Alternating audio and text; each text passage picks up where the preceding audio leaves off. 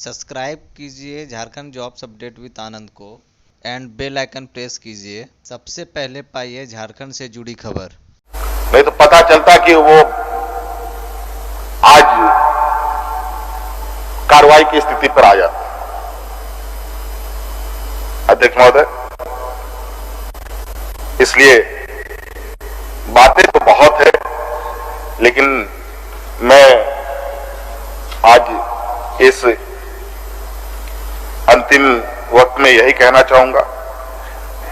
अध्यक्ष महोदय, जिस तरीके से हमारी राज्य की स्थिति है अध्यक्ष महोदय, हमारे प्रवासी मजदूर जिस तरीके से आए अध्यक्ष महोदय,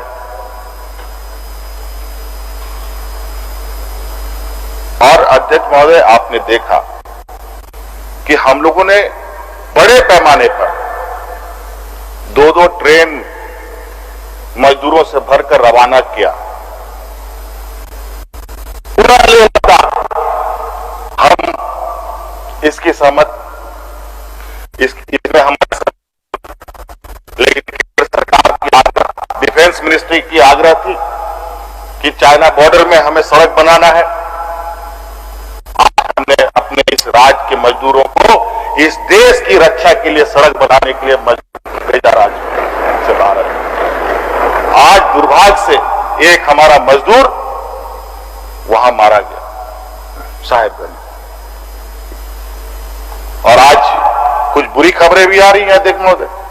उन सब मजदूरों का एक एक हिसाब किताब हमारे पास है। अभी कुछ खबरें आ रही है कि वहां पर मजदूरों को पुनः प्रताड़न करना शुरू कर दिया गया, फिर से मेट ने अपना सर उठाना शुरू किया। अगर केंद्र सरकार के डिफेंस मिनिस्टर ने इस पर संज्ञान नहीं लिया तो हम भी इस पर आगे बढ़ेंगे और केंद्र के साथ इस कुकृत्य का हम लोग जवाब मांगेंगे। अध्यक्ष महोदय, खून सबका एक है अध्यक्ष महोदय, चाहे वो अमीर हो चाहे वो गरीब हो, सबको अनाज से ही पेट भरना है, कपड़े से ही तन ढकना है। आज इस लॉकडाउन में हमारे प्रधानमंत्री जी ने पीएम केयर फंड बनाया अध्यक्ष महोदय, ना जाने कितने अरबों रुपया आए, और सबको राज्य को बांटने की बात कही गई। सबको वेंटिलेटर मिलेगा, पूछ लीजिए, बता दीजिए राज्य को कितना वेंटिलेटर मिला। पीएम केयर फंड से 8 करोड़ मात्र राज्य सरकार को मिला अध्यक्ष महोदय, 2 रुपया प्रति व्यक्ति। नमक भी नहीं मिलेगा अध्यक्ष महोदय 1 किलो। ये हालत है पीएम केयर फंड का। और तो और अध्यक्ष महोदय, हमारे 12-13 विधायक भारतीय जनता पार्टी के हैं। ये लोग क्यों नहीं आवाज उठाते कि हमारे जीएसटी का पैसा क्यों रोक रखा है? दूसरी तरफ से डीवीसी और पावर मिनिस्ट्री का चिट्ठी आता है कि आपकी हम वसूली करेंगे। अध्यक्ष महोदय, जब हमने सरकार 2014 में छोड़ी थी, डीवीसी का बकाया 0 करके हम लोग निकले थे अध्यक्ष महोदय। लेकिन हमारे माननीय पूर्व की सरकार, इससे जस्ट पहले जो हमारे थे रघुवर दास जी ने 5 साल में 1 रुपया डीवीसी को नहीं दिया, और नतीजा यह हुआ कि 5,000 करोड़ रुपए का फिर से बकाया खड़ा हो गया। और आज अध्यक्ष महोदय, ये भारत सरकार का चिट्ठी आया है अध्यक्ष महोदय कि आपका बकाया पैसा जो आपको यहां राज्य सरकार को भारत सरकार से जो सहायता मिलती है, जो हमारा जीएसटी का कंपनसेशन मिलता है, उससे सीधा वो केंद्र में ही आरबीआई से कह करके काट लेगा। उसको पूछने की जरूरत नहीं है, और इंटरेस्ट सारा कुछ समेत मात्र 1300 करोड़ रुपया आता है अध्यक्ष महोदय। पहले 1600-1700 आता था, उससे काट करके अभी कोविड में 1200-1300 हुआ। अब ये काटेगा 5000 करोड़ रुपया, तो हमको मिलेगा क्या अध्यक्ष महोदय? राज्य चलाएंगे कैसे? लोगों को, यहाँ कर्मचारियों को तनख्वाह देना बंद हो जाएगा अध्यक्ष महोदय। और इसका कारण क्यों है अध्यक्ष महोदय, मैं आपको बताता हूं। अध्यक्ष महोदय, तत्कालीन सरकार ने अध्यक्ष महोदय एक एग्रीमेंट किया है अध्यक्ष महोदय, इकरारनामा है अध्यक्ष महोदय,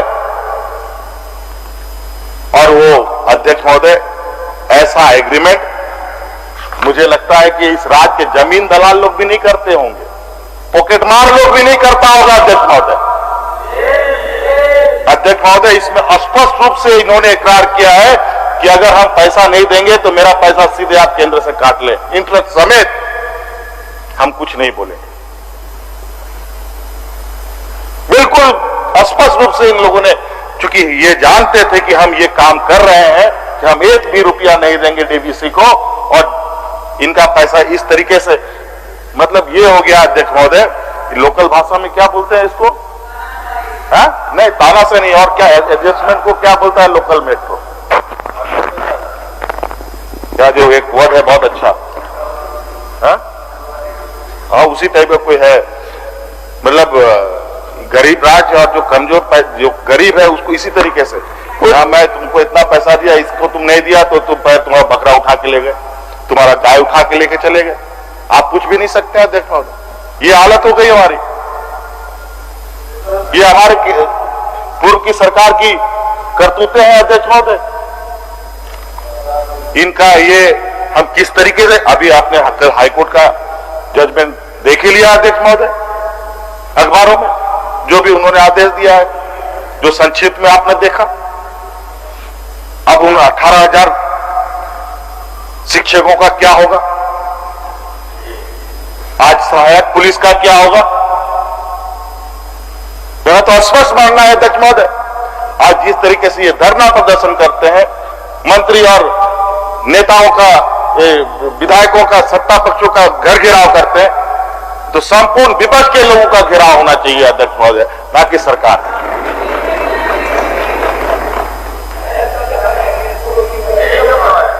अध्यक्ष महोदय, हम लोग कभी भी द्वेष भाव से कोई राजनीति नहीं करते अध्यक्ष महोदय। आज किसी के भावनाओं के साथ, किसी के भविष्य के साथ खिलवाड़ करना नहीं, बिल्कुल ही अशोभनीय अध्यक्ष महोदय। आपने देखा अध्यक्ष महोदय, हम लोगों ने सरकार बनने के बाद, कोरोना में संक्रमित होने के बाद ग्रामीण क्षेत्रों में तुरंत 3-3 कार्य योजना प्रारंभ किया मनरेगा के माध्यम से अध्यक्ष महोदय। अध्यक्ष महोदय, वृक्षारोपण कार्यक्रम अध्यक्ष महोदय, चेक डैम बनाने का अध्यक्ष महोदय, फोटो हो खेल मैदान बनाने का अध्यक्ष महोदय, ताकि हमारे लोगों को, ग्रामीण क्षेत्रों को बेरोजगारी का मार ना झेलना पड़े। और अध्यक्ष महोदय, आपको सुनकर आश्चर्य होगा कि अलग राज्य होने के बाद पहली बार मनरेगा में इतना बड़ा मैंडेट हम लोगों ने खड़ा किया अध्यक्ष महोदय, लोगों को रोजगार दिया, लगभग 6 से 7 लाख लोगों को, 7 लाख से ऊपर लोगों को हम लोगों ने रोजगार दिया था। अभी उसी तर्ज पर हम लोग शहरी क्षेत्रों में भी लोगों को रोजगार देने की कार्य योजना तैयार कर रहे हैं अध्यक्ष महोदय। लगभग वो अब अंतिम चरण पर है, उसका विधिवत हम लोगों ने शिलान्यास कर भी दिया है, उद्घाटन कर भी दिया है अध्यक्ष महोदय। अध्यक्ष महोदय, कोरोना संक्रमण में दीदी किचन चला, माननीय सीपी सिंह साहब ने उस पर भी आरोप लगा दिया कि माननीय मंत्री जी ने कहा। अध्यक्ष महोदय, हमारे इस मंत्रिमंडल में, सरकार में कोई छल प्रपंच वाले लोग नहीं अध्यक्ष महोदय। जो दिखता है वही बोलते हैं अध्यक्ष महोदय। अगर इतने बड़े पैमाने में चीजें चलती है, थोड़ी बहुत ऊंच नीच होती है, और उसको हम स्वीकार भी करते हैं और उसको हम लोग सुधारने का भी काम करते हैं अध्यक्ष महोदय। आज इसी वजह से अध्यक्ष महोदय, हमने पहले ही आपको बोला कि आलोचनाएं कड़वी हो, कितने भी हो, उसे सुनना चाहिए अध्यक्ष महोदय। अभी आप आपको मालूम होगा अध्यक्ष महोदय, खबरों के भी माध्यम से पता चला होगा, 15 लाख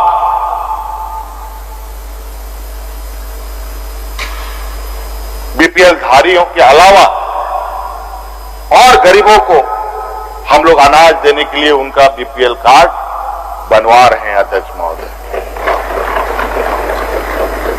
ये राज्य अपने ताकत पर करेगा अध्यक्ष महोदय। और अध्यक्ष महोदय,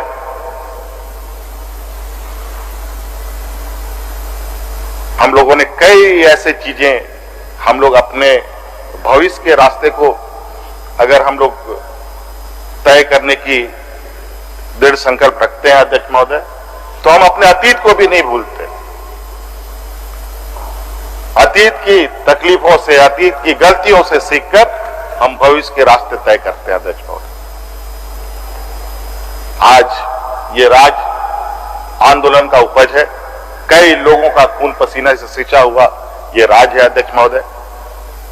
आज हमारे आंदोलनकारियों को, हमारे शहीदों को मान सम्मान के नाम पर सिर्फ तख्तियों में नाम, नेम प्लेट ही मिला और कहीं कुछ नहीं।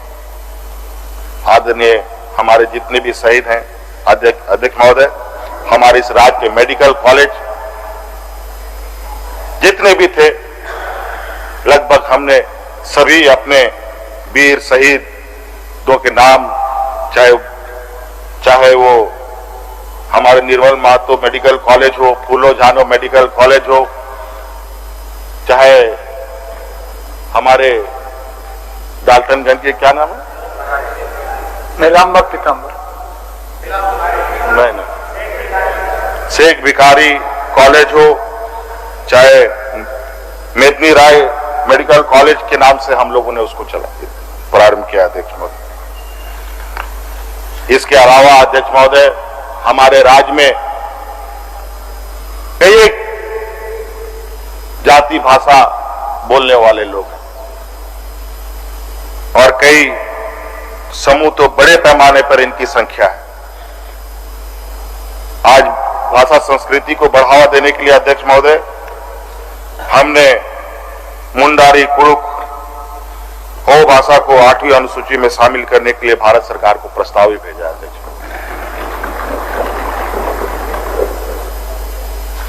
अध्यक्ष महोदय। कई चीजें मैं आपको आश्वस्त दिलाता हूं, हो सकता है बहुत सारी चीजें मैं पढ़ के बोलूं तो सब आ जाए, लेकिन मैं चाहता हूं कागजों से ज्यादा बेहतर होगा चीज आप जमीन पर देखें, तब आप सरकार से सवाल करें।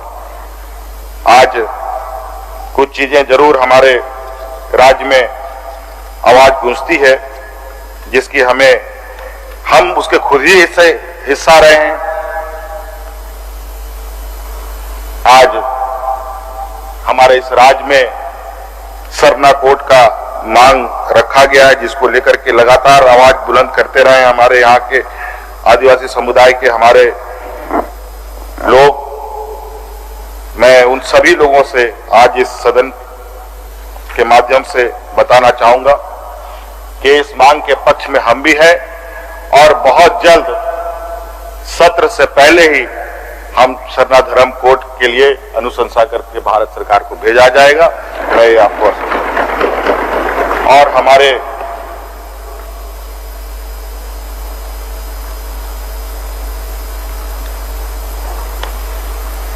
जितने भी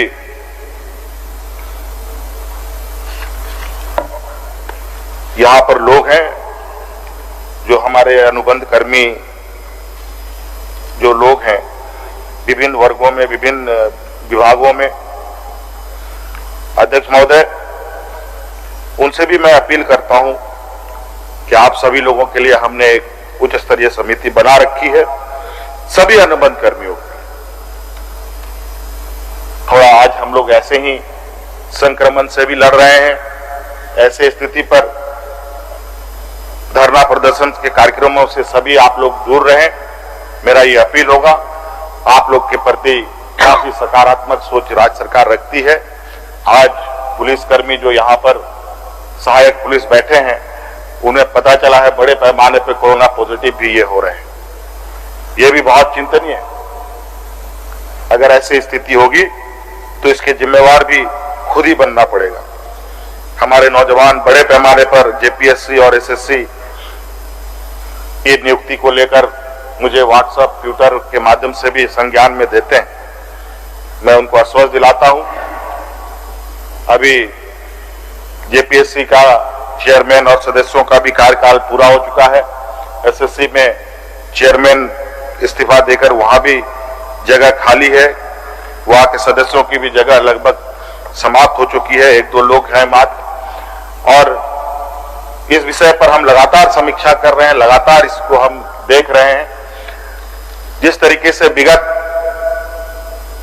17-18 सालों में हमारे नौजवानों ने जेपीएससी और एसएससी का हाल देखा है, यह पुनः न दोहराया जाए, इसके लिए ही हम थोड़ा विलंब कर रहे हैं।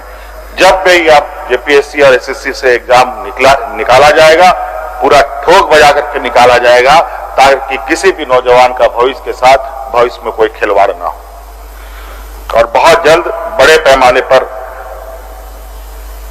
नियुक्तियां भी निकाली जाएंगी। अध्यक्ष महोदय, मुझे लगता है समय भी काफी हो गया है, बातें बहुत है, लेकिन अध्यक्ष महोदय, आरोप प्रत्यारोप के बीच में आज ये सत्र हम लोगों ने पूरी की। आज 9 विधेयक आए। इस विधेयक को पास कराने में माननीय विपक्ष का सहयोग काफी सकारात्मक रहा। इसके लिए भी मैं विपक्ष के साथियों को बहुत बहुत धन्यवाद दूंगा। और अध्यक्ष महोदय, पुनः इस सत्र को सुचारू रूप से